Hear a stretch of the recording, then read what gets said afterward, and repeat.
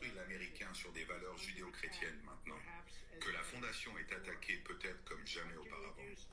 Que pouvons-nous faire debout, parler et prier pour que Dieu bénisse à nouveau l'Amérique? Je suis fier de soutenir et de vous encourager à obtenir cela. Nous devons faire en sorte que l'Amérique prie à nouveau. Priez, soyez éduqués, soyez motivés et soyez avec moi et les légions d'Américains, demandant à Dieu de bénir notre grande nation pour ramener notre grande nation et rendre l'Amérique à nouveau grande. Je suis fier de m'associer à Ali dans ce domaine, offrant que c'est un homme très spécial à la fois en tant que talent, mais peut être encore plus en tant qu'être humain. Il est très spécial et je pense que vous devriez tous obtenir un exemplaire de la Bible God Bless the USA maintenant et aider à diffuser nos valeurs chrétiennes auprès des autres personnes que vous avez. Faisons en sorte que l'Amérique prie à nouveau et que Dieu vous bénisse et que Dieu bénisse les États-Unis. Bien, voilà un message, chers amis, bonjour, du président Trump. Il y a quelques jours, message qui est ô combien éloquent, ô combien parlant. Cette émission, évidemment, cette intervention n'est absolument pas politique. Je ne prends absolument pas parti pour un président ou pour l'autre. Évidemment, monsieur Donald Trump a ses défauts. Évidemment, il peut se tromper. Ce n'est qu'un être humain. Mais, et là, je veux participer et répondre à des questions que je reçois de mes auditeurs qui me disent la chose suivante.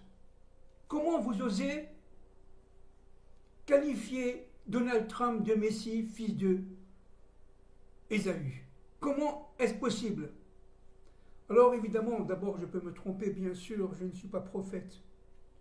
Mais permettez-moi d'appuyer mon argumentation, mon analyse par un certain nombre de points extrêmement synthétiques suivants.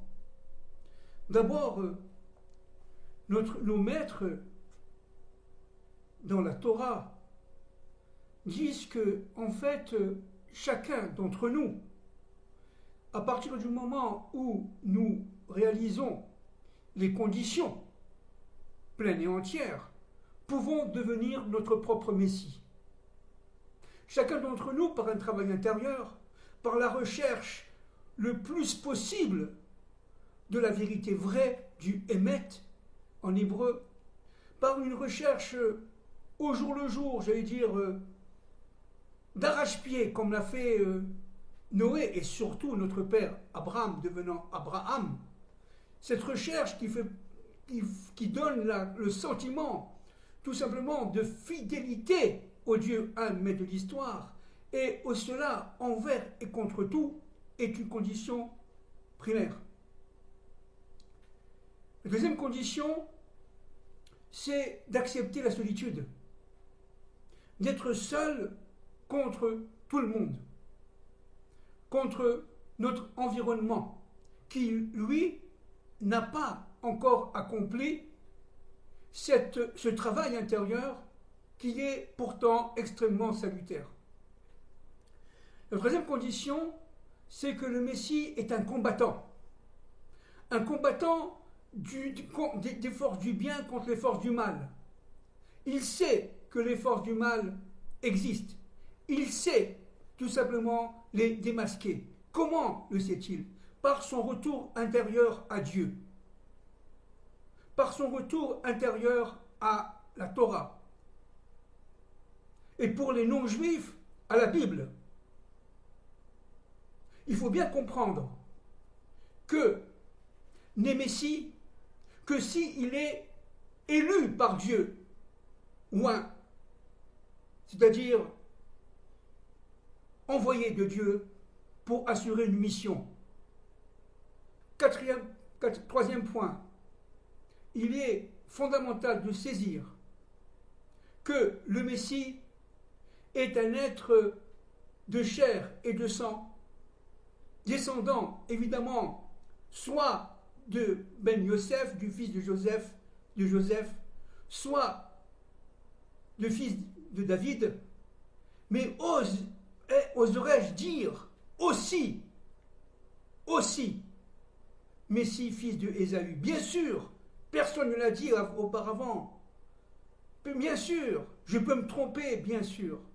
Mais seulement, il faut comprendre que selon moi, selon mon analyse, qui n'est absolument pas politique, qui est seulement une analyse qui essaie de rentrer dans la compréhension des forces plus ou moins secrètes que nous pouvons appréhender, qui sont à l'intérieur de nous-mêmes. Essayons de comprendre la fonction des élus de chacun d'entre nous dans le monde. Et cette fonction, me semble-t-il, pour Donald Trump, est une fonction salutaire, une fonction salvatrice, une fonction de réparation, réparatrice, une fonction qui devrait permettre, encore une fois, on peut se tromper, mais qui devrait permettre la jonction entre Ésaü et Jacob et Israël. C'est pas pour rien que Trump s'est entouré d'une équipe qui est pro-israélienne. Je ne fais pas de politique. Il s'agit non pas de géostratégie, mais de direction divine de notre monde. Il s'est entouré de conseillers, de subalternes pro-israéliens. Ce n'est pas pour rien.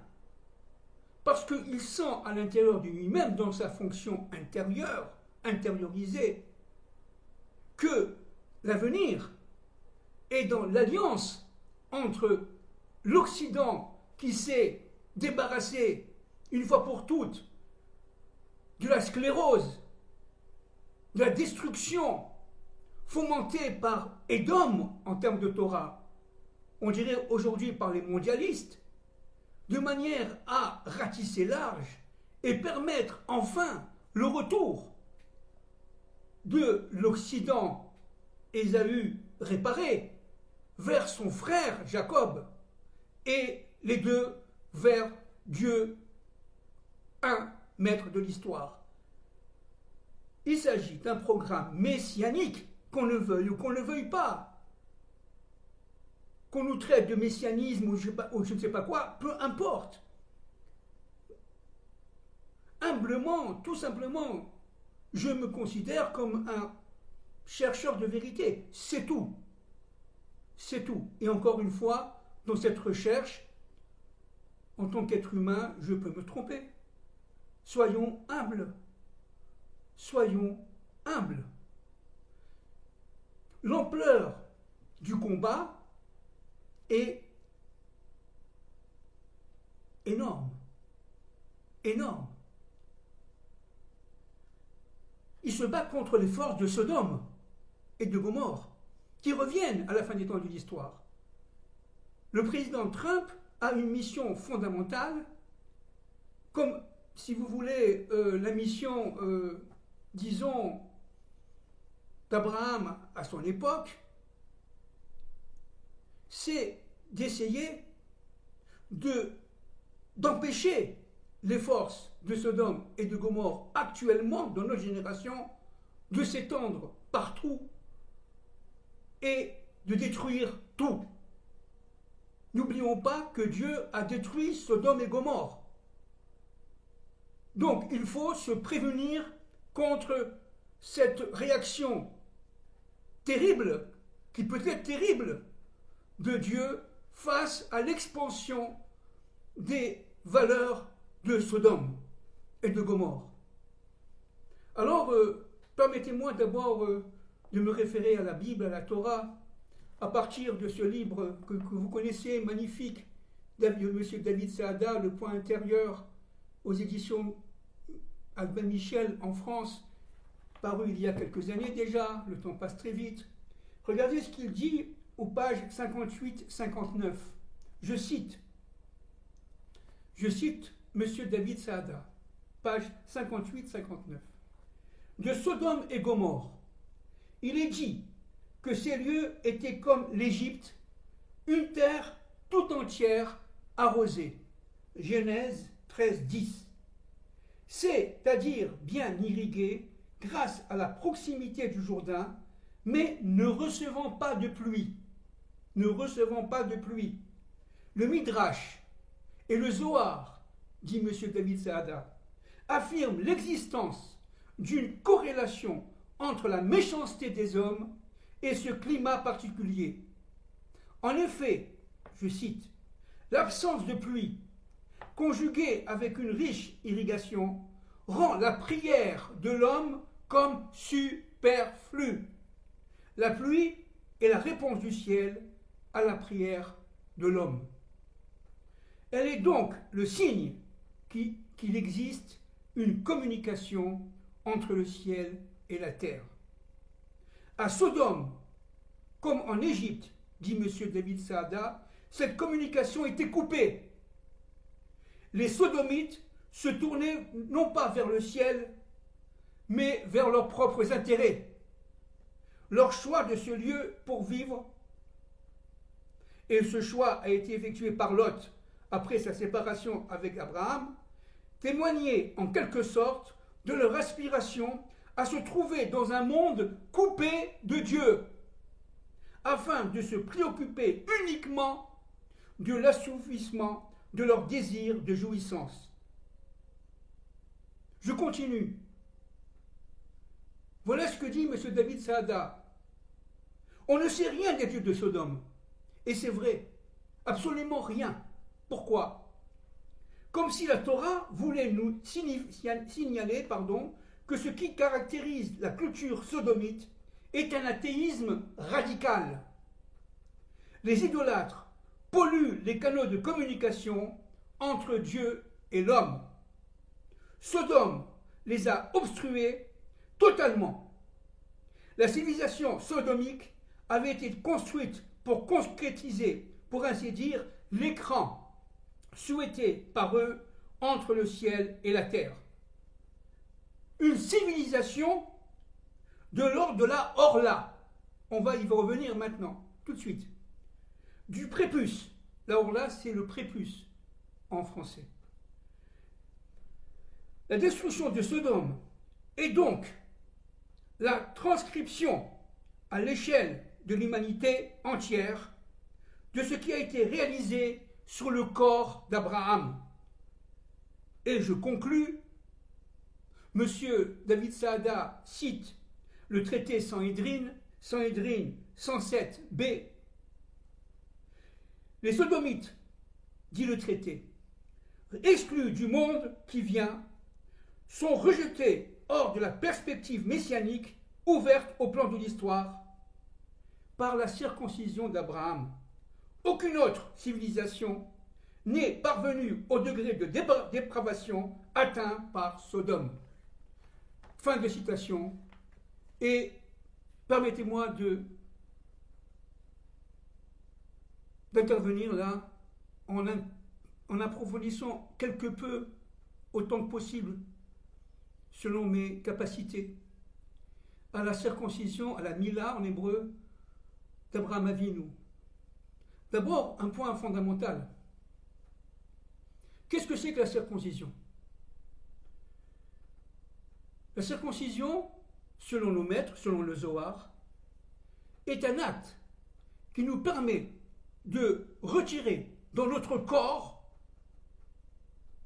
les impuretés qui sont intégrées fortement, pleinement dans ce qu'on appelle la Orla, le prépuce. Si Dieu a créé l'homme avec un prépuce, c'est parce qu'il veut que l'homme fasse l'action de retirer ce prépuce de son corps. Ce n'est qu'après avoir retiré le prépuce de son corps à l'âge de 99 ans qu'Abraham devienne Abraham et qu'il a un fils qui s'appelle Isaac. C'est très important de comprendre. Abraham, avec le prépuce, a eu avec Agar, Ishmaël, Abraham, sans le prépuce, a eu son fils Isaac. Et depuis Abraham, le peuple descendant d'Abraham, d'Isaac et de Jacob se circoncis au niveau évidemment des hommes le 8e jour. Pourquoi le 8e jour? Parce que le 8, le chiffre 8, et vous le savez, vous qui m'écoutez, et qui écoutez les autres intervenants, bien sûr, dans cette question-là, le chiffre 8 est lié à la Bina. C'est la 8e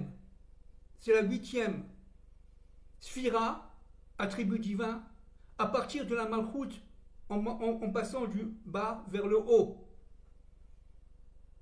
C'est une dimension, j'allais dire, supranaturelle, qui dépasse les forces de la nature. Nos maîtres disent, Abraham était enfermé dans les forces de la nature jusqu'à sa Brit Mila. C'est pour ça qu'un clin d'œil de la Torah nous est donné par rapport à ce qu'on vient de dire. Abraham a eu Ishmaël à 86 ans.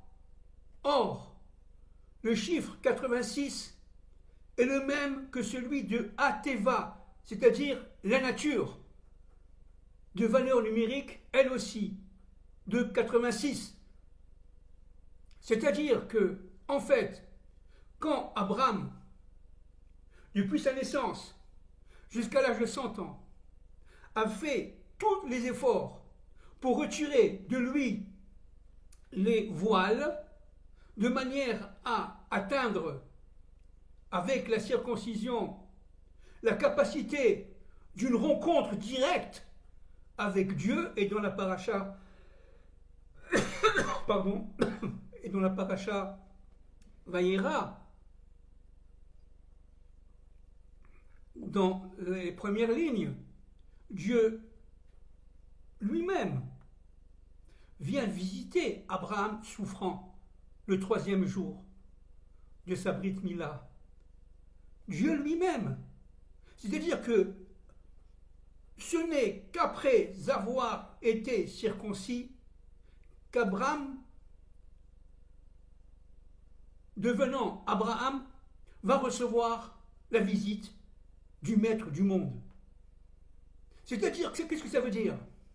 Et le Sfat Emet, un des commentateurs de la Torah, est très clair là-dessus. En se tenant en dehors de la porte d'entrée de sa tente,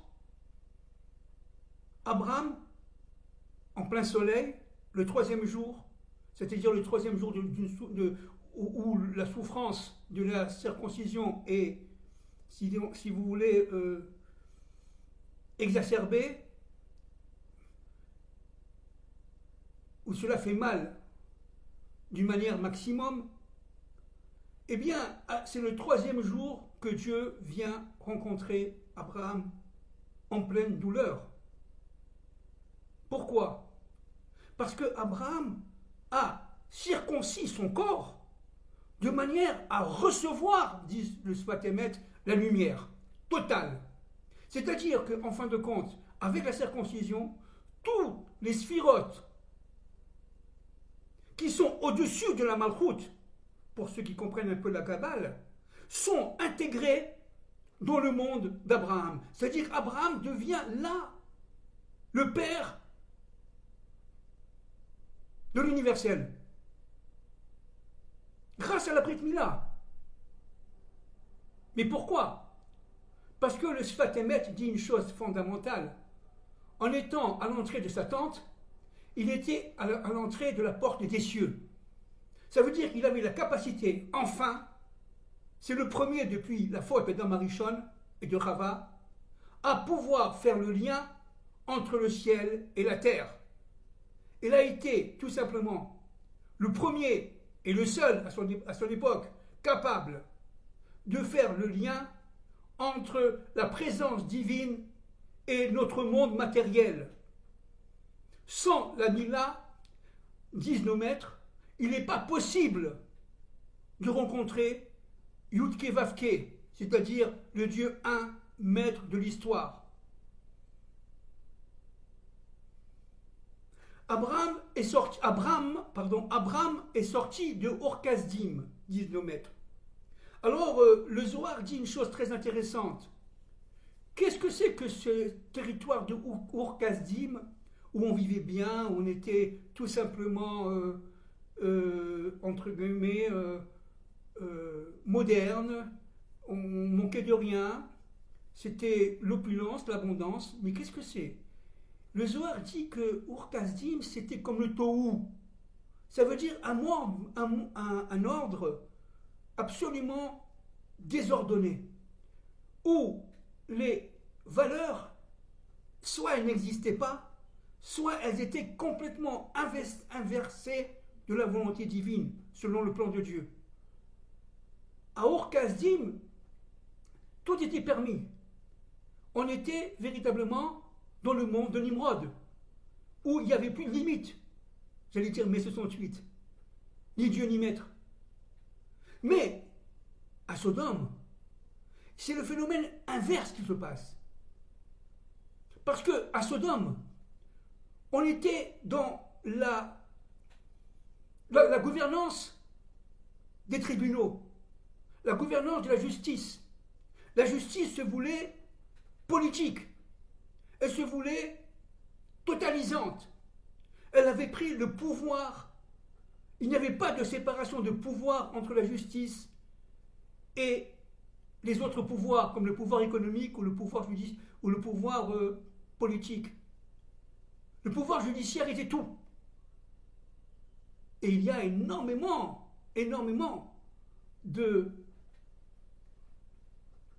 d'explications du Midrashim sur ça. Par exemple, on ne supportait pas l'étranger. C'était une loi. Pourquoi? Parce qu'on pensait tout simplement que chacun a sa place. Et que la place de l'étranger n'était pas à l'intérieur du pays. C'était cela avec des limites totales. Autant de Nimrod, on était, si vous voulez, illimité dans les valeurs morales, jusqu'à dissoudre et liquéfier toute valeur. Autant à Sodome, c'était l'inverse.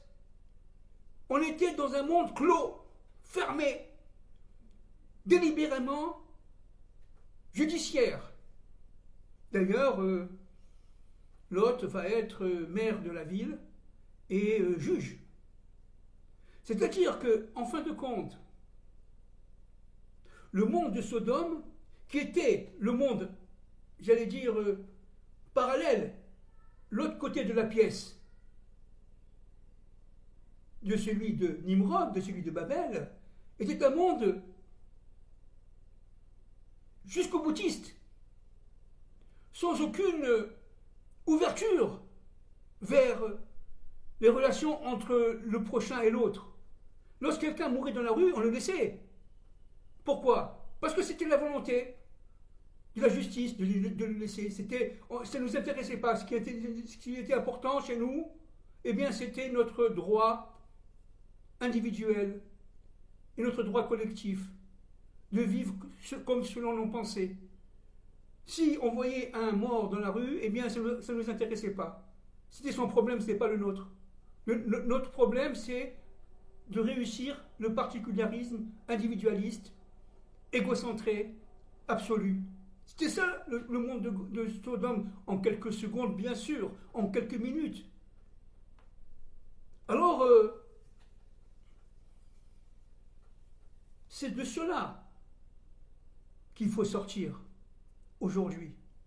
Il faut sortir du monde de Nimrod, les mondialismes, avec tout simplement le mélange, le grand mélange démographique, économique, le mélange des pouvoirs, où les États se liquéfient, où véritablement il y a une sorte de supranation, si vous voulez, une seule qui domine tout, l'ensemble, une humanité inféodée à cette supranation, aux forces de Nimrod, qui se voulait le dictateur républicain, démocrate, entre guillemets, de l'histoire. C'est ce que nous vivons aujourd'hui avec les mondialistes. Mais vous avez aussi les forces de Sodome, qui, tout simplement, nous font entrer dans le monde de la sclérose, dans le monde de la haine de l'autre, dans le monde de l'individualisme exacerbé, dans le monde d'une justice exacerbée, avec, évidemment, à l'intérieur de cette justice, des forces immorales absolument inimaginables. Par exemple, l'homosexualité était acceptée partout. C'était naturel, c'était justiciable. Et lorsque Lot est rentré à Sodome, la première des choses, c'est qu'on l'a d'abord attaqué, c'était un étranger, il a eu beaucoup de mal à se faire accepter, mais sa fille a été, dit le Midrash, tuée parce qu'elle est partie aider un étranger à donner à manger à un pauvre. Elle a été massacrée. Bon, c'est un Midrash, bien sûr. C'est-à-dire que nous sommes dans un monde, certes, beau, développé pour l'époque, mais irrémédiablement voué à la mort, à la destruction. Ce n'est pas ce que voulait Dieu. C'est l'inverse du plan de Dieu. Dieu est, par son attribut Elohim, din, justice. C'est un Dieu de tzedek, en hébreu, mais qui donne la tzedaka, c'est-à-dire le don, et le don de soi. Yudke Vavke, qui est le même évidemment que Elohim, donne un tir larigot, sans aucune limite. Et il veut que Adam, qui est fait à son image, donne aussi à tir larigot, presque sans limite, mais dans un espace de valeur morale édifié par le Créateur et accepté par l'ensemble du peuple et des peuples. Ce qui est en jeu ici avec le président Trump, c'est tout simplement l'annihilation des forces de Nimrod et l'annihilation des forces de Sodome et Gomorrhe. C'est dans ce sens-là, chers amis qui m'écoutez, que Dieu a, disons, on peut se tromper bien sûr, a choisi Trump comme son envoyé, ça veut dire son Messie, fils de l'Occident. Ésaü est la racine même de l'Occident. Et Ésaü, qui avait un mauvais penchant, j'allais dire presque sans limite, est devenu Édom. Ça veut dire conquérant, dominateur, immoral, j'allais dire presque amoral. Il se mariait avec n'importe qui, il était idolâtre, et il n'a pas fait la Brit Mila. Ésaü n'a pas fait la Brit Mila, parce qu'à 8 jours, il avait la jaunisse, dit le Midrash, et son père et sa mère ont attendu qu'il atteigne la puberté. Et lorsqu'il a atteint la puberté à 12-13 ans, il a refusé. Donc Ésaü n'a pas fait de Brit Mila, entre parenthèses. Ça veut dire qu'il n'a pas le droit au partage de l'alliance. Donc, Ésaü, n'ayant pas fait la Brit Mila, tombe dans les forces qui lui sont en lui, d'obscurité, les forces de la Orla, les forces du prépuce, puisqu'elle n'a pas retiré, et tombe et devient Édom. À mon sens, évidemment, on peut se tromper, bien sûr, à mon sens. La fonction, la mission de Donald Trump, aujourd'hui, c'est de légitimer Ésaü, de le séparer une fois pour toutes des forces d'Édom. Aujourd'hui, on dirait les forces de Babel, les forces de mondialisation, de Sodome et Gomorrhe, on en a parlé un tout petit peu tout à l'heure, très peu, mais enfin, quelques secondes, de manière à permettre le lien avec son frère, Jacob. Comme on l'a dit l'autre fois, la rencontre de Séhir, elle est fondamentale. En fait, elle n'a pas eu lieu, disent nos maîtres, elle aura lieu à la fin des temps. Je pense, humblement, évidemment, je ne suis pas ni prophète ni maître, mais c'est ce que je ressens profondément. Elle a lieu aujourd'hui, dans ce couple Trump-Netanyahou. C'est pour ça que les forces du mal veulent les détruire. Le président Trump et son équipe sont en très grand danger, surtout dans les 2 mois là qui suivent, entre maintenant et le 20 janvier, le jour où il prendra officiellement la présidence des États-Unis d'Amérique avec son équipe. Et Netanyahou est aussi en très grand danger avec son équipe. Parce que les forces du mal savent très bien que si Netanyahou et Trump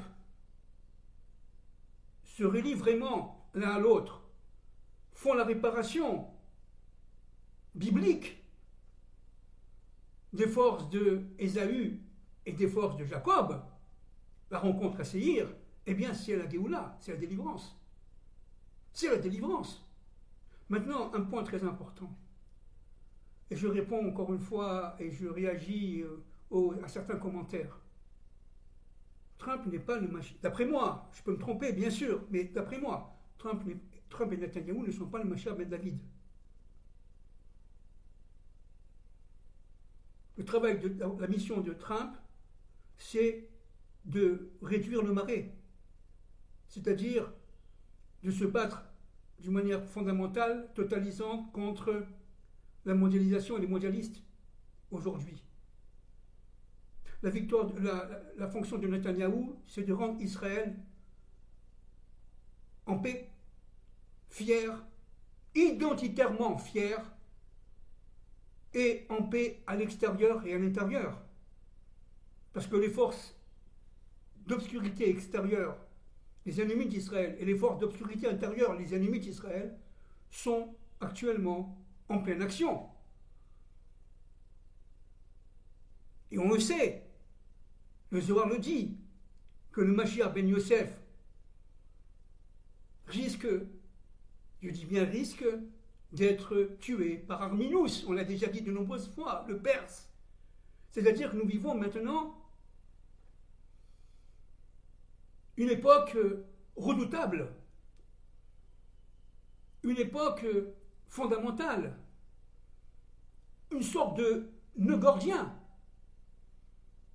Prions pour que cela se passe pour le mieux. Parce que, évidemment, Abraham, qui est cette lumière cachée en nous, qui est capable de se révéler grâce à la Brit Mila que font les Hébreux, eh bien, cette lumière-là ne peut resplendir que si, au niveau de l'universel, Ésaü détruit Édom. Et je pense que c'est la fonction du président Trump. Un autre point pour conclure cette intervention. Nous sommes dans un temps, on le sait, du conflit. Dans un temps où les fils de la lumière se battent contre les fils des ténèbres. Dans un temps où les forces de Sodome et les forces de Nimrod se relient entre elles. Nous avons aujourd'hui, pour la première fois, d'après moi, je peux me tromper bien sûr, mais d'après moi, nous sommes aujourd'hui, pour la première fois dans l'histoire universelle, devant des forces contraires qui se conjuguent au même moment. Dans la Bible, les forces de Sodome ne se produisent pas, ne se développent pas au même moment que les forces de Babel, du déluge. Vous comprenez? Entre Noé et Sodome, il y a quand même 10 générations. À peu près, quoi, à peu près. Et entre Adam Arishon et Noé, il y a 10 générations, encore une fois, à peu près. C'est-à-dire que aujourd'hui, nous vivons un temps absolument unique où toutes les forces contraires se réunissent pour détruire les forces du bien. Nous avons les forces pharaoniques. Pharaon est revenu, bien sûr. Nous avons les forces de Nimrod, on le sait. Nous avons les forces de Sodome. Nous avons les forces de Babel, c'est-à-dire un mai 68 développé à outrance, sans aucune limite. Nous sommes à la fois dans un monde sans limite et aussi dans un monde limité au maximum, comme était le temps de l'Égypte, où chacun vit dans sa propre sphère d'intérêt, chacun étant avec son téléphone, avec son portable, et a créé sa vie à travers un instrument robotisé. Les relations humaines se délient, alors que notamment les forces de Nimrod entendent développer les relations humaines, mais d'une humanité esclave, qui lui est inféodée, une humanité déshumanisée, identitairement incapable de comprendre la fonction. Le but du mondialisme, on le sait, on le répète, c'est de détruire les nations, c'est de détruire les familles, avec le wokisme et avec le transgenre et tout ce que vous voulez. Le but aujourd'hui, c'est de mettre à l'intérieur des limites, comme était au monde de Sodome, chacun d'entre nous dans une sphère privée égocentrique, sans capacité véritable de communication, avec une communication venant de l'extérieur complètement déformée, désinformée et formatée, une sorte de pensée unique que les médias mainstream, comme on dit, organisent et divulguent. Cette pensée unique, c'est la pensée de Nimrod. Et le monde des instruments fermés sur soi-même, où véritablement, à l'intérieur, tout est permis. On peut voir des scènes extraordinaires de vérité, de Torah, de grands philosophes, de grands historiens, mais aussi on peut voir des choses immondes. Un de mes maîtres disait que le téléphone, c'est l'arbre de la connaissance du bien et du mal. Il faut savoir l'utiliser. Si on l'utilise à mauvais escient, on tombe dans les méandres du monde de Sodome et de Gomorrhe. Alors, il faut faire très attention. Nous sommes observés, même si on n'en a pas conscience, bien sûr. Nous sommes jugés. Et le jour du grand jugement va apparaître sous peu, à ma connaissance. On peut se tromper, bien sûr. De manière à ratisser large et à détruire la capacité de chacun d'entre nous à se liquéfier, à perdre notre identité. Le retour à l'identité individuelle, familiale, collective, nationale, je dis bien nationale, mais aussi universelle, mais à l'intérieur des nations, à partir des nations, est fondamentale. L'humanité a été créée par Dieu comme étant des familles de la terre. Mishpachot à Adama en hébreu. Des familles de la terre. Adam à la racine de Adama. C'est-à-dire que l'homme qui descend de la terre doit être capable de mettre Dieu dans son monde. Et cela à chaque instant. C'est exactement ce que ne veulent pas, à aucun prix, les forces du mal, les forces d'obscurité. L'enjeu à notre génération est vraiment énorme, énorme, comme jamais une génération a subi ces pressions, ces forces, ces inhibitions négatives, toutes confondues. Des forces, comme on le disait tout à l'heure, qui s'organisent les unes par rapport aux autres et qui forment une super hyper force jamais vue. Encore une fois, dans la Bible, les forces de Sodome et Gomorrhe étaient séparées des forces de Nimrod et des forces de Babel. Ce n'était pas la même époque. Les forces du déluge, par l'eau, étaient séparées des forces du feu à Sodome et Gomorrhe, dans le temps et dans l'espace. Un se passe en Eretz Israël, à Sodome et Gomorrhe, et l'autre se passe à Babel, en Babylonie.